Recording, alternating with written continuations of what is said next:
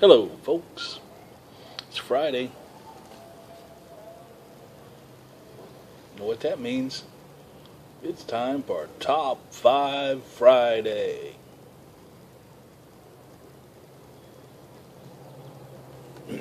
Today, we're going to take a look at. These aren't in any order of merit or anything like that. They're just 5 of my favorite Marines, U.S. Marine Corps. I have no affiliation with the Marines. My dad was in the Army, as was most of my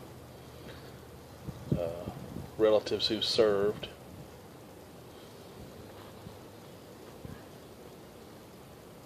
Before I get too far, I'm smoking this little Dagner Canadian with some MacBaron's Golden Extra because I like it.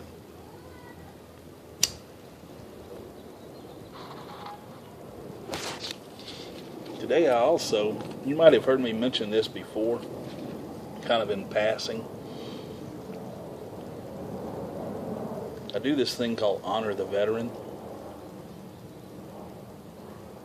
It's kind of a blog / website that I put together a couple of years ago. I have a main blog page. I got it on Facebook. I got it on Twitter.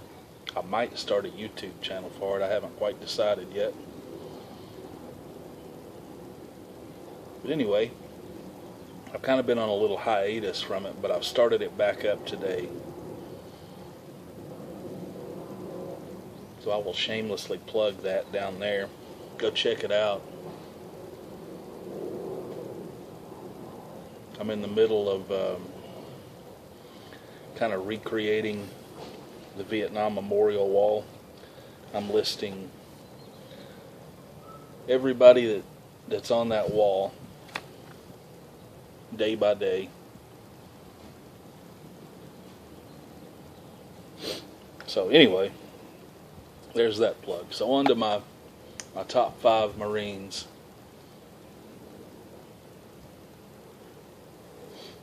There's plenty of great Marines and great stories out there. These are 5 people I've read about or am familiar with in some way or another. Some of them you may have heard of. First one is a fellow named Smedley Butler. He served about 1898 to 1931. He was involved in about 12 different campaigns or wars or battles, everything from the Spanish-American War up through World War I,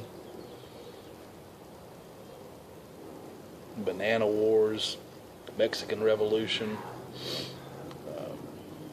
Boxer Rebellion. He was in a bunch of stuff. He did a lot of stuff while he was fighting. Matter of fact, he won two Medals of Honor.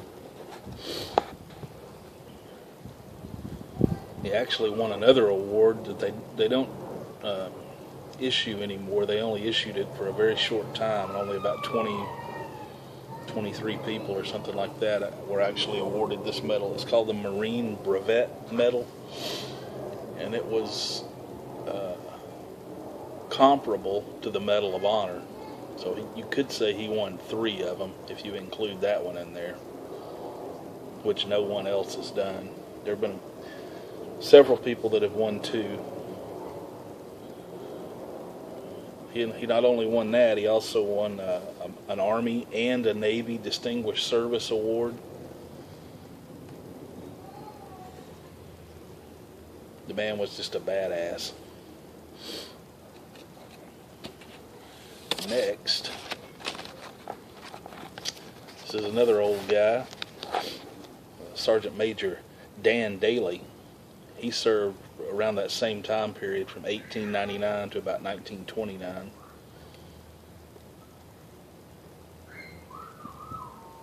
He also won 2 Medals of Honor. Didn't win them, he was awarded them. He also won a Navy Cross and a Distinguished Service Cross for stuff that he did. His Medals of Honor, one of them he won during the, I think it may have been the Boxer Rebellion. It was in China. He was holding a position up next to a wall, pinned down by several snipers. Hear my crazy neighbor kids over there? Anyway, he was pinned down by multiple snipers and held this position for hours until help could arrive. And then in Haiti, he was part of a small unit that was ambushed on 3 different sides by some rebel fighters. And, they managed to survive that little ambush, gained a little better position, and then counterattacked and wiped out all 3 of those units that had ambushed them. He was awarded the Medal of Honor for both of those different actions. Yet another badass. This next guy, most people have never heard of him, except hardcore military Marine junkies. Most people have heard of the next guy. But this guy was a sniper during the Vietnam War. He only served for 3 years only. He only served for 3 years. He didn't do anything special. He was a sniper. Was credited with 103 confirmed kills. And he believes he killed upwards of 200 people as a sniper. One of his exploits, and I can't remember off the top of my head. I read it in a book. I believe this was with a bolt-action rifle. I could be wrong.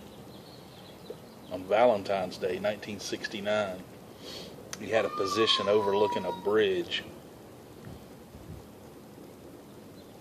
And the North Vietnamese were trying to sneak across this bridge so they could launch a daylight attack.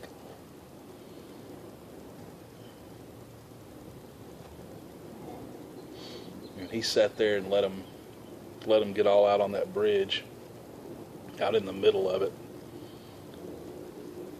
almost completely across it before he opened up. He killed 16 NVA with 16 headshots.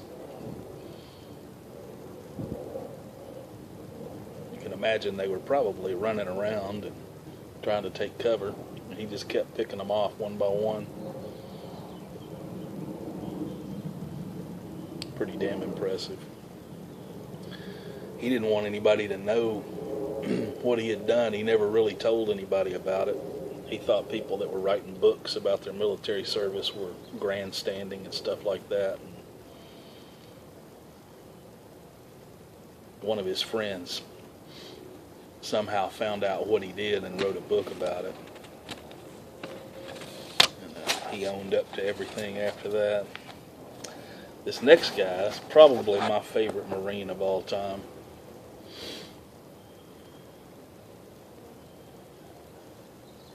Just love this guy. Carlos Hathcock, White Feather. He was nicknamed White Feather by the North Vietnamese or Viet Cong, I can't remember, because he often wore a little white feather in his hat. He was a Marine, served for almost 20 years, from 59 to 79. He got booted out on a medical disability thing 55 days short of his 20 years. He wasn't happy about that, but he was quite a character. He had 93 confirmed kills. and he thinks he had upwards of 300. Confirmed kill during the Vietnam War meant you had to have a third party witness that was someone of officer grade who was not your spotter. Snipers often didn't carry officers around with them when they were doing their missions. They were by themselves most of the time, so the fact that any of them had confirmed kills is pretty amazing. Also, most of the people that they killed happened to be behind enemy lines, or a lot of the people that they killed. So it was not easy to get a confirmed kill. But anyway, he won a Silver Star. Was awarded a Silver Star not for his sniping abilities or any special mission like that, but he was on an Amtrak with 8 other guys heading to some location, and it hit an anti-tank mine. Blew up, knocked him unconscious, threw him from the vehicle, set the vehicle on fire. He woke back up, crawled through the burning Amtrak, and saved all 7 of them. He had 3rd-degree burns, 2nd and 3rd-degree burns on over 40% of his body.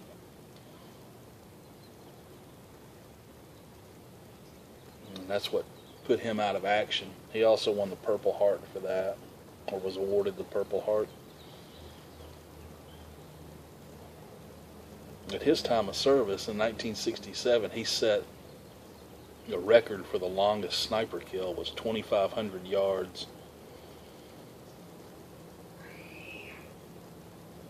I believe that was with an M2 50 caliber. My math conversion skills are lacking at the moment, but I think a mile is around 1,800 yards, something like that. I don't remember. That was probably a 1.5 mile shot. And that record stood for about 35 years, I believe. It was broken by some a Canadian sniper. And that has since been broken as well.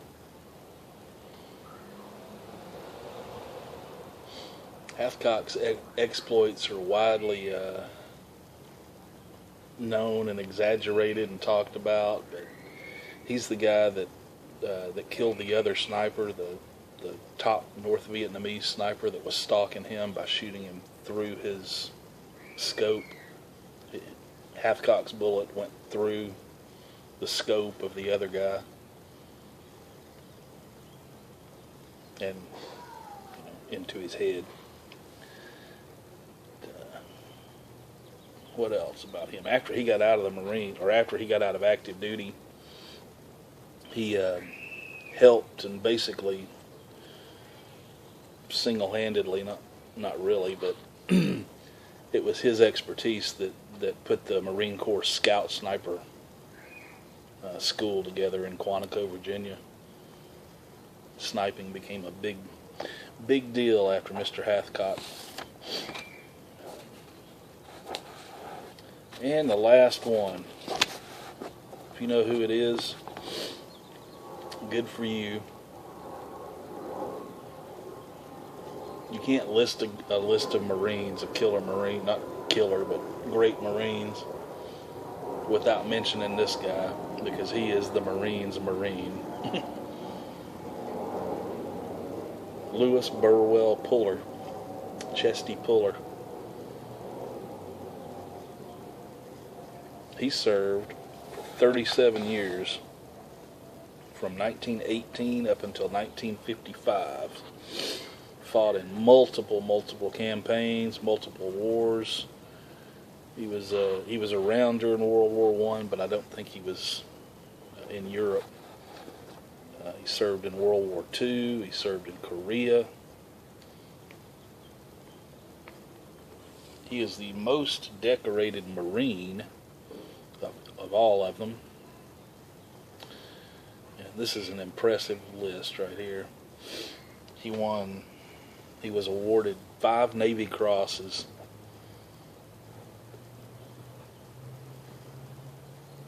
One Distinguished Service Cross. The Army gave him that when he wasn't even in the Army.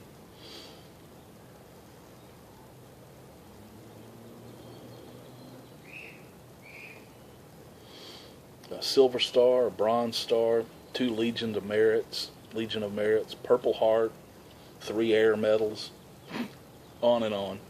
All those that I just listed are not things that are obtained by writing good reports. These are field action grade medals.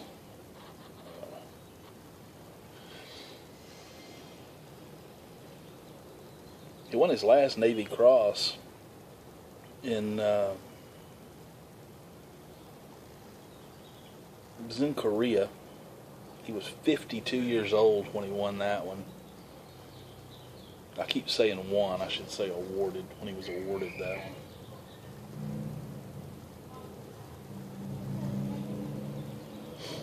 This was a man who was born and bred to be a Marine.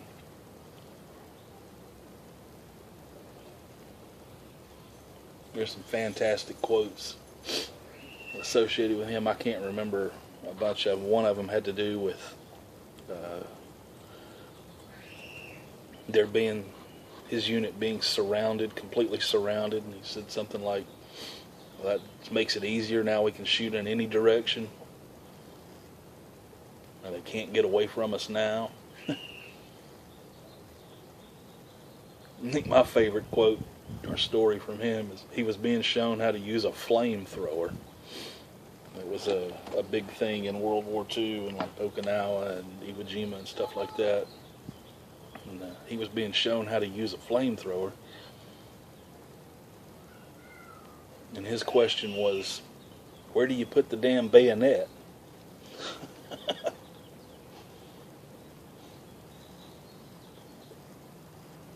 That just shows his tenacity and willingness to get in there and mix it up. He was not a young man in World War II.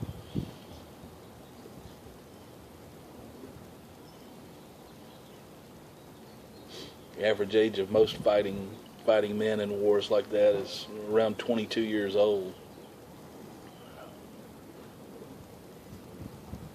He was well into his 40s in World War II. So there you have it. Top 5 badass Marines. Thanks for sticking around this long. Go check out my Honor the Veteran stuff if you're into veteran activities and veteran support and things like that. I do my best to lift our veterans up, shine a light on them, show the world who they are, what they've done, what they deserve, what they don't deserve. Try to help them in any way I can. And this little project is just another way that I'm doing that or trying to do that. So go check it out. I'll put a couple of links down there. You can peruse it if you like. Leave me a message down below. Leave me comments. Tell me who I left out, or stories about those guys, or stories about Marines that you know. I'll probably do one in a few weeks about Army, Navy maybe. We'll see. I don't want to leave anybody out. So, have a good weekend. Thanks for tuning in, and I will see you soon.